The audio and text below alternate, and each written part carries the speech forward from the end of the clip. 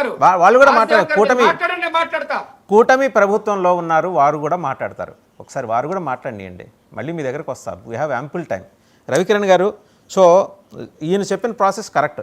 ముందర ఈడీబీ దగ్గరికి వెళ్తుంది, తర్వాత ఆ ఇన్వెస్ట్మెంట్ బోర్డు దగ్గరికి వెళ్తుంది. వాళ్ళు డిస్కస్ చేసి ఒక డ్రాఫ్ట్ తయారు చేసిన తర్వాత క్యాబినెట్కి ఇస్తారు. క్యాబినెట్ డిస్కస్ చేస్తుంది, ముఖ్యమంత్రి గారు ఫైనల్ కాల్ తీసుకుంటారు. Accordingly cabinet has approved that. ఇప్పుడు క్వశ్చన్ ఏంటంటే, క్రెడిబిలిటీ లేని ఒక సంస్థ 10 లక్షల ఆథరైజ్డ్ క్యాపిటల్ తోటి ఆంధ్రప్రదేశ్లో ప్రవేశించినప్పుడు, నాకు కూడా ఒక 20 లక్షలు ఉన్నాయి, నేను కూడా ఒక చిన్న సూట్ కేసు పట్టుకొని అదేంటో దాంట్లో చేరి ఒక మోపెడ్ వేసుకొని విజయవాడ వచ్చేస్తాను, నాకు కూడా ఇస్తారా అని ఎవరిని అడిగితే ఇస్తారా మీ కూటమి ప్రభుత్వం? ఇది ప్రశ్న, సామాన్యులు అడుగుతున్న ప్రశ్న. పర్మిషన్ రావాలంటే మామూలు తలకిందలుగా ఎలాడాలి, ప్రభుత్వాల దగ్గర ఎట్లా తిరగాలి, కాళ్ళు చెప్పులే కాకుండా కాళ్ళు కూడా అరేలుగా తిరగాలి. అలాంటిది చాలా సునాయాసంగా వాళ్ళు 2 నెలలు ఎట్లా సాధించారు? What favouritism has prompted the state government to do so అనే ప్రశ్న ఉత్పన్నమైనప్పుడు సమానం చెప్పాలి. ఇవాళ నేను కనుక్కోవాలి, నేనేమి ఐన్స్టీన్ కాదు, ఆర్కిమెడిస్ని కాదు. ది వైర్ రాసింది, నేషనల్ మీడియా రాసింది, అది వాళ్ళు క్రెడిబుల్ డాక్యుమెంట్స్ పెట్టుకొని రాశారు. Once your reputation is suppose to be at stake, you need to answer. మేము చెప్పమంటే ఎట్లా? వాసుదేవన్ గారు, ముందుగా మీకు తోటి ప్యానలిస్ట్కి, నైనా టీవీ వీక్షకులందరికీ శుభోదయం అండి. ఓకే, ప్రభుత్వం ఎప్పుడు ప్రజలకి ఆన్సరబుల్, అకౌంటబుల్. 5 ఏళ్ళకి ఒకసారి ఎన్నికలు వస్తాయి, అప్పుడు మళ్ళీ ప్రోగ్రెస్ రిపోర్ట్ ఇవ్వాలి. ఓకే, అందుకనే మేము డే 1 నుంచే మా ప్రభుత్వం ఉద్యోగ ఉపాధి అవకాశాలు ఎక్కువ కల్పించాలనే ఉద్దేశంతో, ఇందాక మా మిత్రులు చెప్పినట్టు 20 లక్షల ప్రత్యక్ష పరోక్ష ఉద్యోగాలు కల్పించడం లక్ష్యంగా ముందుకు వెళ్తున్నాం. దానిలో భాగంగా ఈ 10 మాసంలో వాసుదేవన్ గారు 8 లక్షల కోట్ల పైచిలకు పెట్టుబడులు సాధించాము. కొన్ని గ్రౌండ్ అయ్యాయి, కొన్ని ప్రాసెస్లో ఉన్నాయి, కొన్ని రాబోతున్నాయి. ఇది ఒక అద్భుతమైనటువంటి ముందడుగు. దీని ముందు మనం ఎప్రిషియేట్, దీనిలో అనేకమైన కంపెనీలు ఉన్నాయి. మనం ఏదో ఒక కంపెనీ గురించి మాట్లాడతాం, దాని గురించి కూడా నేను మాట్లాడతాను. దానికి రాకముందు 8 లక్షల కోట్లు అటు ప్రభుత్వం, కేంద్ర ప్రభుత్వం ద్వారా 4 లక్షల కోట్లు పెట్టుబడులు, అలాగే ప్రైవేట్ ప్లేయర్స్ యొక్క పెట్టుబడులు. ఇటీవల బ్యాంక్ ఆఫ్ బరోడా వాసుదేవన్ గారు సిఎంఐఈ కెపెక్స్ ఒక సర్వే చేసింది బ్యాంక్ ఆఫ్ బరోడా. దానిలో భాగంగా దేశీయంగా ఇది డొమెస్టిక్ కంపెనీస్, దేశీయంగా ఉన్న కంపెనీస్ రాష్ట్రాల్లో పెట్టుబడి పెడుతున్న రాష్ట్రాల్లో అత్యధికంగా పెట్టుబడి పెట్టిన రాష్ట్రం 15.3%తో ఆంధ్రప్రదేశ్ అండి. సెకండ్ ప్లేస్ లో మహారాష్ట్ర 11.2%, థర్డ్ ప్లేస్ కర్ణాటక 11.1%. అత్యధిక 2025 ఆర్థిక సంవత్సరంలో అత్యధికంగా ఏపీలో పెట్టుబడి వాళ్ళు ఇచ్చినటువంటి నివేదిక. అలాగే కేంద్ర ప్రభుత్వం కూడా మనం చూసాం, గ్రీన్ హైడ్రోజన్ కావచ్చు, లేకపోతే పెట్రోకెమికల్ కాంప్లెక్స్ కావచ్చు, అలాగే ప్రైవేట్ ప్లేస్ రిలయన్స్ కావచ్చు, టాటా కావచ్చు, ఇన్ని అనేకమైన పెడుతున్నాయి. ఇది మంచి విషయం. నారా లోకేష్ గారిని, మా రాష్ట్ర ప్రభుత్వాన్ని, ఎన్డీఏ ప్రభుత్వాన్ని నేను అభినందిస్తున్నాను. ఒకటి. 2, ఇటీవల కాలంలో ఎక్కువగా చర్చ జరుగుతుంది 2 కంపెనీలు, టీసీఎస్, వర్షా క్లస్టర్స్ మీద ఎక్కువ చర్చ జరుగుతుంది. సో టీసీఎస్ దాని మీద రాష్ట్ర ప్రభుత్వం ఇటీవల జీవో రిలీజ్ చేసింది. 21/4/2025 జీవో నెంబర్ 7 అండి.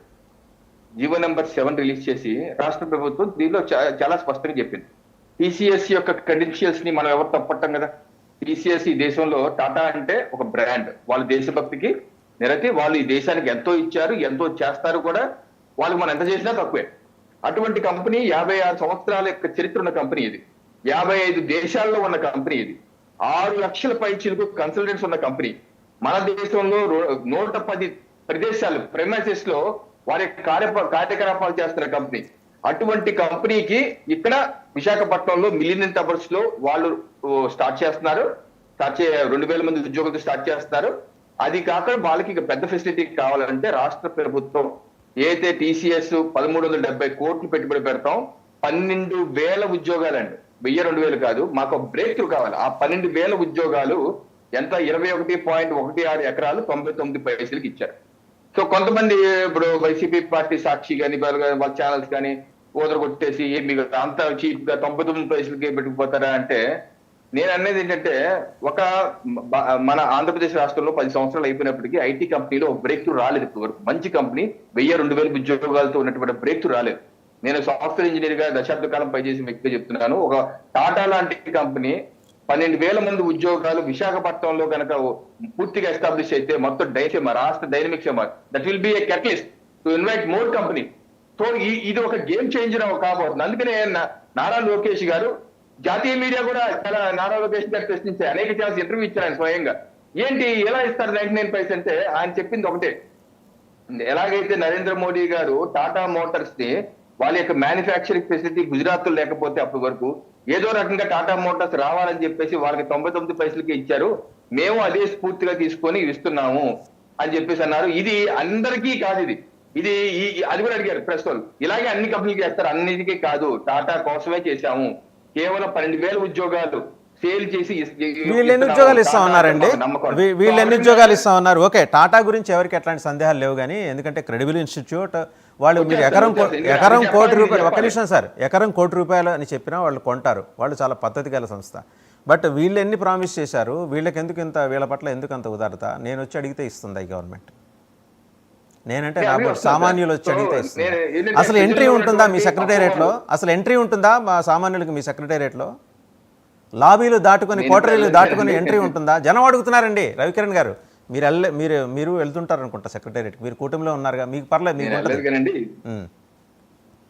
అది చెప్తున్నాను సార్. ఇప్పుడు నేను అక్కడికే వస్తాను, ఎందుకంటే ప్రజలకు కూడా దీని మీద స్పష్టత రావాలి. ఎందుకంటే మనకి విష ప్రచారం చెమ్మేసే ఛానల్స్, పత్రికలు ఉన్నాయి, అందుకని మనం చెప్పాల్సిన అవసరం ఉంది. అలాగే వర్షా విషయంలో కూడా అండి, నేను కూడా దాని మీద స్టడీ చేశాను. వర్షా కంపెనీ యాక్చువల్గా డావోస్ లో వాళ్ళు తెలంగాణ ప్రభుత్వంతో 26 జనవరి 2025లో ఆర్టిఫిషియల్ ఇంటెలిజెన్స్ డేటా సెంటర్ 100 మెగావాట్లకు సంబంధించి ఒక ఒప్పందం చేస్తున్నారు. 5,000 కోట్లతో ఒక ఒప్పందం చేసి డావోస్ లో.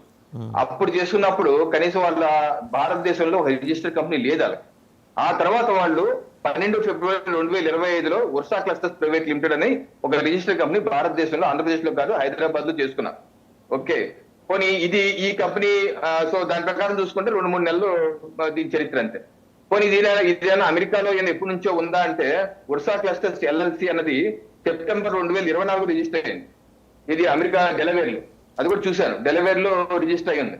సో ఆ కంపెనీ క్రెడిషియల్స్, ఆ టర్న్ ఓవర్ ఏంటి అని చూస్తే దానికి పెద్ద చరిత్ర లేదు, ఇది వాస్తవం. దానిలో కొంత క్రెడిషియల్స్ డౌట్ఫుల్ గా కూడా కనబడుతున్నట్టు నాకైతే అనిపిస్తుంది. ఇంకోటి, నిన్న వాళ్ళు ఇచ్చినటువంటి, మొన్న వాళ్ళు ప్రెస్ మీట్ కొంత సెలెక్టివ్ గా పెట్టుకున్నట్టున్నారు. దానిలో ఈనాడులో వచ్చినటువంటి కథనం ఇది. ఈనాడులో వచ్చే కథనంలో వాళ్ళు ఏమంటున్నారంటే, ప్రతినిధులు వాళ్ళు ఏం మాట్లాడుతున్నారంటే, 3 దశల్లో చేస్తాము, మొదటి దశ 10 మెగావాట్లు, రెండో దశ 50 మెగావాట్లు, మూడో దశ 2023కి 100 మెగావాట్లు చేస్తామంటున్నారు. Okay, fine. ఇంకోటి వాళ్ళు ఏమంటారంటే, రాష్ట్రంలో ఏర్పాటు చేసే ప్రాజెక్టుల ద్వారా కంప్యూటర్స్ ఇన్ఫ్రాస్ట్రక్చర్ కోసం ప్రభుత్వ ప్రైవేటు రంగాల భాగస్వామితో 5,788 కోట్ల విదేశీ పెట్టుబడులు తీసుకొస్తామని జై తల్లూరి పేర్కొన్నారు అంటారు. అంటే ప్రభుత్వ ప్రైవేట్ రంగాలతో పెట్టుబడులు తీసుకొస్తా అంటే వాళ్ళు పెట్టుబడి పెట్టరు కానీ వేరే వాళ్ళతో ఏ ప్రభుత్వం పెడతారు? అమెరికా ప్రభుత్వం. పెద్దిరెడ్డి రవికిరణ్ గారి రూపాయికి వెంకటరెడ్డి గారి హామీ ఉంటది, అది ఏ ప్రైవేట్ రంగం అని చెప్పట్లేదు. అదే నేను ఇప్పుడు అంటున్నా కదా, మీ రూపాయికి, పెద్దిరెడ్డి రవికిరణ్ గారి రూపాయికి వెంకటరెడ్డి గారి హామీ, ఇంతకు మీ ఇద్దరు ప్రైవేట్ వ్యక్తులే మళ్ళీ. అదే ఇప్పుడు నేను చెప్పేది ఏంటంటే, వాళ్ళు ఇచ్చినటువంటి ఇంటర్వ్యూలో కూడా స్పష్టత కరువైంది. వాళ్ళు పూర్తిగా వాళ్ళు పెట్టుబడి పెడతా అంటలేదు, పెట్టుబడి తీసుకొస్తా అంటున్నారు. అంటే వాళ్ళ దగ్గర పెట్టుబడి ఉందో లేదో డౌట్. ఫెసిలిటేటర్స్ అండి, జస్ట్ లైక్. అందుకని మా ప్రభుత్వం ముగిస్తానండి, ఒక నిమిషం చేస్తాను. అందుకని మా ప్రభుత్వాన్ని కూడా నేను గత 2-3 డిబేట్లు 2-3 రోజులు కూడా చెప్తున్నాను, మా ప్రభుత్వం రివ్యూ చేసుకుంటది. ఏదైనా పొరపాటు జరిగితే సరిదిద్దుకుంటారు. ఏ రకంగా రాజశేఖర రెడ్డి గారి ప్రభుత్వంలో బొత్స సత్యనారాయణ వోల్స్ వ్యాగన్ అని చెప్పేసి డబ్బులు ఇచ్చేసిన తర్వాత తెలిసి తేడా వచ్చిందని. అప్పుడు రాజశేఖర రెడ్డి గారు వచ్చి సత్యబాబు అనుకోలేదు, ఇలా అనుకున్నారు, ఇంటెన్షనల్ కాదు. మా ప్రభుత్వం ఇంటెన్షనల్ గా తప్పు చేయదు. ఒకవేళ ఏదైనా పొరపాటు చేసి సరిదిద్దుకుంటాం, బుకాయించే ప్రభుత్వం కాదు, రివ్యూ చేసుకుంటాం.